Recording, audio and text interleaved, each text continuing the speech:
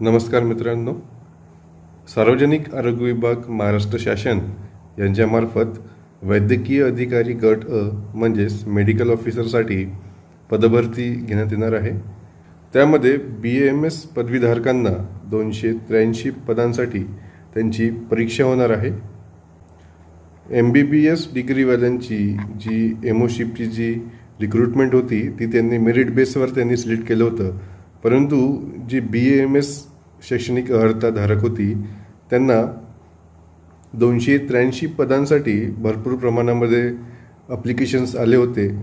त्यामुळे त्यांनी ही जी भरती प्रक्रिया आहे ती एका परीक्षेमार्फत राबवण्याचा त्यांनी निर्णय घेतला होता आणि त्या परीक्षेकरिताच नुकतंच काल म्हणजे 21 जूनला त्यांनी सिलेबस आणि एक्झाम पॅटर्न कशा प्रकारे असणार आहे त्याबाबतचं प्रसिद्ध पत्रक जाहीर केलं होतं। तर या व्हिडिओच्या माध्यमातून आपण मेडिकल ऑफिसरसाठी जो सिलेबस असणार आहे आणि जो एक्झाम पॅटर्न असणार आहे त्याबद्दलची माहिती बघणार आहोत आणि सोबतच जो सिलेबस दिलेला आहे त्याची जी डिकोडिंग आहे म्हणजेच जी टॉपिक दिलेले आहेत त्यामध्ये तुम्हाला नेमकं काय वाचायचं आहे त्याबद्दलची माहिती आपण या व्हिडिओच्या माध्यमातून बघणार आहोत। तर काल 21 जूनला हे प्रसिद्ध पत्रक आरोग्य विभागाच्या वेबसाईटवरती प्रसिद्ध झाले आहे। यामध्ये अभ्यासक्रम आणि परीक्षेचे स्वरूप या प्रसिद्ध पत्रकामध्ये सांगितले आहे।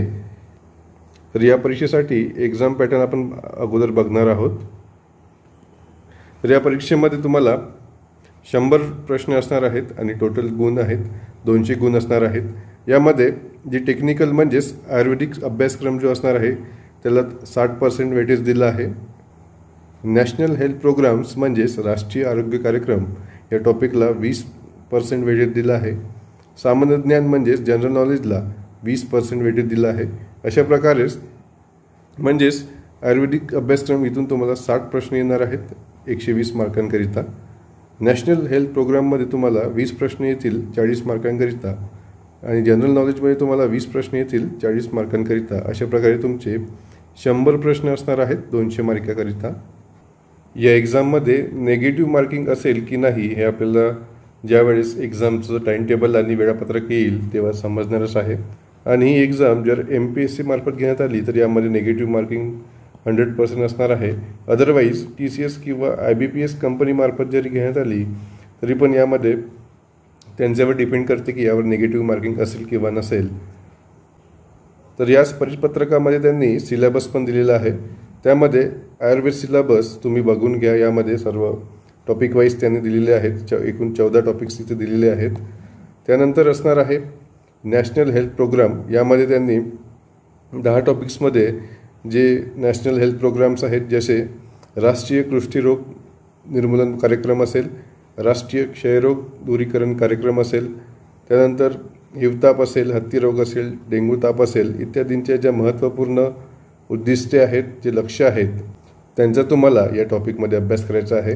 तर या टॉपिकचा अभ्यास करत असताना आपल्याला या पॉईंटला लक्षात घेऊन आपल्याला अभ्यास करायचा आहे। फॉर एक्झाम्पल आपण जरी यातून राष्ट्रीय क्षयरोग दूरीकरण कार्यक्रम घेतला तर या कार्यक्रममध्ये याची सुरुवात कधी झाली हे आपल्याला बघायचं आहे।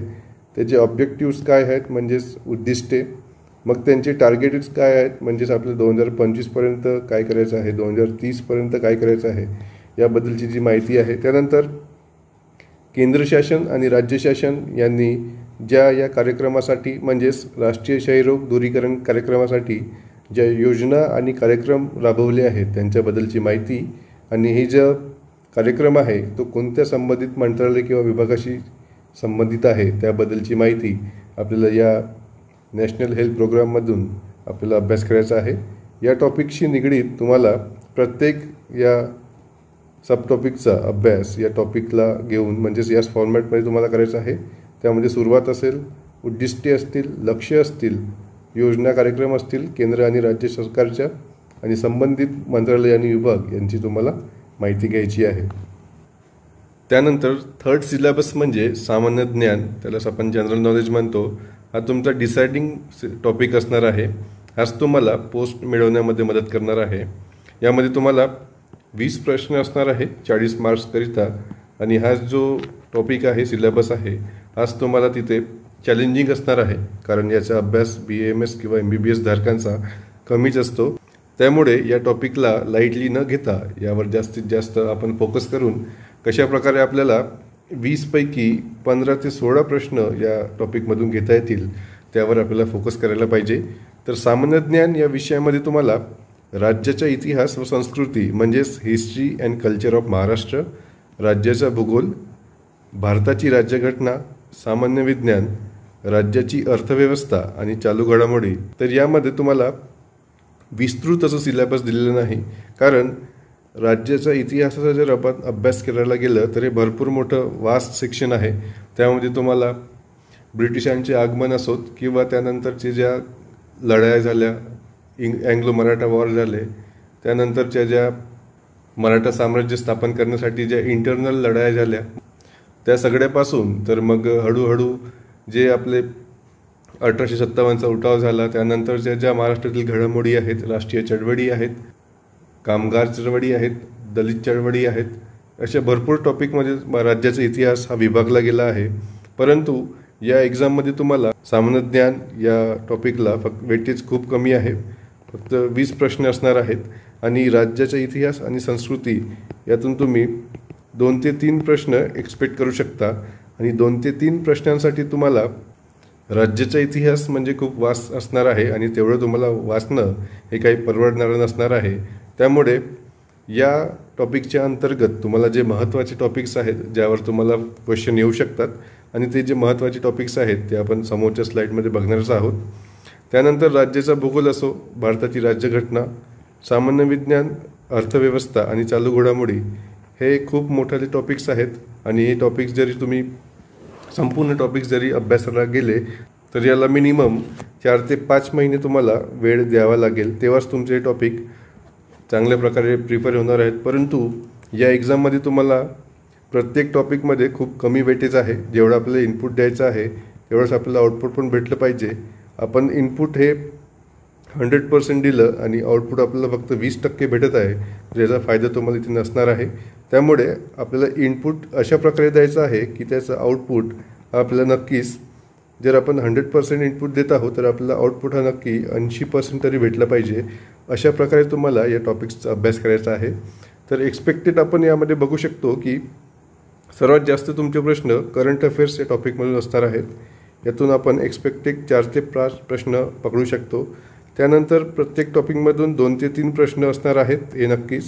आणि सोबतच ही जी रिक्रुटमेंट आहे ही सिंगल एक्झाम रिक्रुटमेंट असणार आहे, कारण यामध्ये प्रिलिम्स, मेन्स किंवा अदर काही यामध्ये दिलेलं नाही. त्यामुळे तुम्हाला जे सरळ सेवाचे टॉपिक्स जे आहेत, जे सरळ सेवाचे एक्झाम झाले आत्तापर्यंत MPSC मार्फत असोत किंवा TCS IBPS मार्फत असोत, त्यामध्ये पण हे टॉपिक दिलेले होते आणि त्यांचे जे फेवरेट टॉपिक्स आहेत आणि वारंवार ज्या सरळ सेवा एक्झाममध्ये या विषयांना अंतर्गत ज्या टॉपिकमधून प्रश्न येतात तेच जरी टॉपिक आपण चांगल्या रीतीने अभ्यासले तर आपले चान्सेस आहेत की आपण या 20पैकी 15 ते 16 प्रश्न इझिली बरोबर आणू शकतो. 15 ते 16 नाही, पण 13 ते 14 तरी प्रश्न तुम्हाला इझिली या विषयांमधून घेता येऊ शकतात. तर सर्वप्रथम राज्याचा इतिहास व संस्कृती म्हणजेच history and culture of Maharashtra या टॉपिक अंतर्गत आपल्याला राज्याचा इतिहास या टॉपिक अंतर्गत आपल्याला 1857चा उठाव आणि महाराष्ट्र, त्यानंतर काँग्रेसची स्थापना आणि महाराष्ट्र, राष्ट्रीय आणि क्रांतिकारी चळवळी, महाराष्ट्रातील महत्त्वाची वृत्तपत्रे आणि महाराष्ट्रातील महत्त्वाचे समाजसुधारक इत्यादी टॉपिक आपल्याला राज्याच्या इतिहासामध्ये करायचे आहेत. त्यानंतर संस्कृती या टॉपिकमध्ये आपल्याला राज्याची कला आणि नृत्य, त्यामध्ये नाटक असो, चित्रपट, भूपाळी, लावणी, पोवाडा इत्यादींचा अभ्यास करायचा आहे. त्यानंतर लोकनृत्य, त्यानंतर महाराष्ट्रातील महत्त्वाच्या लेण्या, संत साहित्य आणि दलित साहित्य आणि महाराष्ट्रातील जे जागतिक वारसा स्थळे आहेत, युनेस्को वर्ल्ड हेरिटेज साईट जे आहेत त्यांचा आपल्याला इथे अभ्यास करायचा आहे. एवढे जरी टॉपिक तुम्ही केले तरी तुमचे इझिली 2 ते 3 प्रश्नामधून तुम्ही 2 तरी प्रश्न इझिली सॉल्व्ह करू शकता.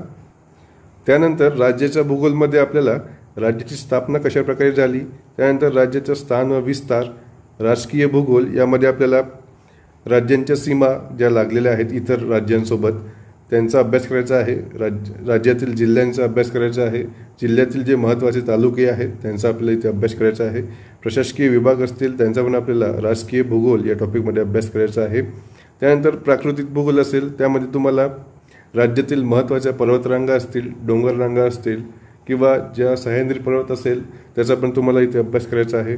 त्यानंतर महाराष्ट्राच्या महत्त्वाच्या नदी प्रणाली असतील, म्हणजेच गोदावरी असेल, तापी असेल, कृष्णा नदी असेल, वैनगंगा असेल, वर्धा असेल इत्यादी नद्यांचा तुम्हाला इथे अभ्यास करायचा आहे.